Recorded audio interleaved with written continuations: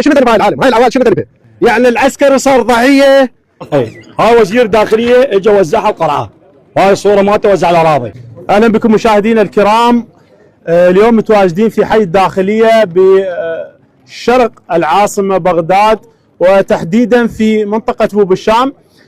هنا بهذا المكان حصل يعني فد حادثه غريبه، ربما عمليه نصب واحتيال بعلم الدولة وبعلم الدوائر الحكومية لأكثر من 5000 شخص، ما يعني أنه أكثر من 5000 سند مر بطريقة أصولية وإدارية عبر دوائر الدولة.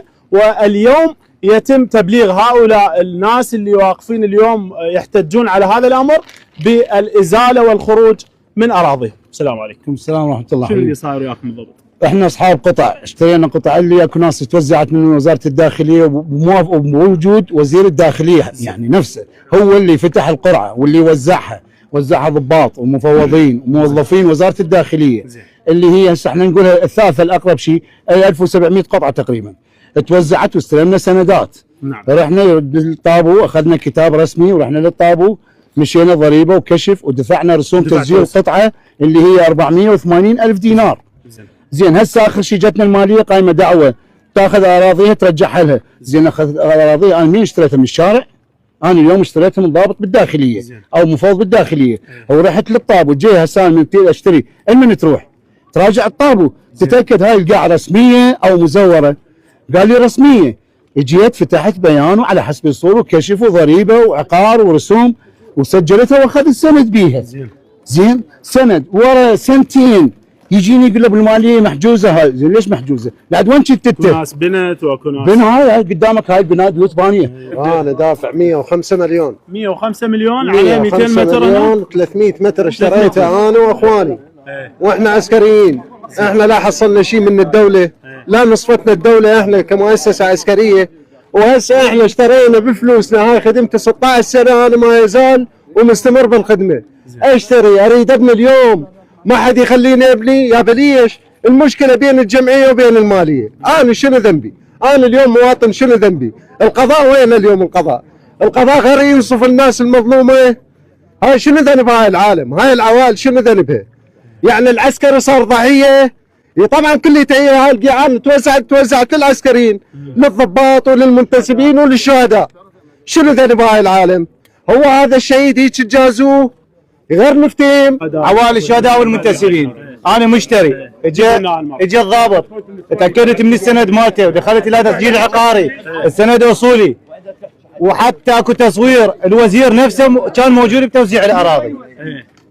على هذا الضوء الاساس انا رحت اشتريت، ضمنت ان الارض مسجله وتمام. بعد سنه من اشتريت الارض تطلع وزاره الماليه تقول انا الارض هاي بعدها تابعه لي وما حد مطيني مبلغي. زين انا نفسي من راجعت دائره الضريبه استلموا مني السند مال الشخص اللي باع لي مكتوب فيه المقاطعه سند رسمي صادر طابو. ورغم هذا قاعد وزاره الماليه تقول لك شيل. والى الان عوائل الشهداء تدفع اقساط هذه الارض والماليه موقفتها، تقول الارض لي وانا من حقي اسحب الارض. على اي اساس؟ تعالي لي يمه هنا بلا زحمه عليك. شو اليوم كم طالع وين المتظاهرين؟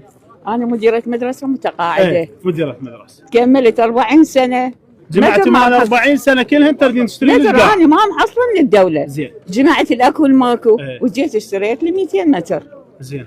شي رسوم، يعني رسوم اصولية، رسوم وتأكدت وما اخذتها انا من اللواء. زين. القاع ما اخذتها من اللواء. زين. وانا طبعا هم ارملة ما عندي احد. زين. واشتريت عود القاع. هسه اجيت اريد ابني، اريد اتحرك، لا خدمات يبيها القاع. هسه الخدمات سهله. شنو اللي صار وياكم؟ يقول لكم شيلوا؟ لا يقولون نريد نسحبها. نريد نسحبها. زين هو من السبب؟ الداخليه، الجمعيه. الاراضي 1752 قطعه توزعت من قبل جمعيه اسكان، موظفين وضباط ومنتسبين وزاره الداخليه.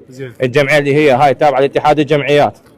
الجمعيه هاي وزعت عن طريق وزير الداخليه، اجى سلم السندات واجرى القرعات ووزعها للمنتسبين. والضباط بلشت تبيع اراضيها للعالم، والواحد الناس اشتريت هذه القطعه. وتفاجئنا بعد مده من الزمن انه تم اغلاق دائره تسجيل عقاري في الزهور. من راجعنا دائرة تشجيع عقاري شنو السبب؟ قالوا وجود تلاعب بقيد العقار.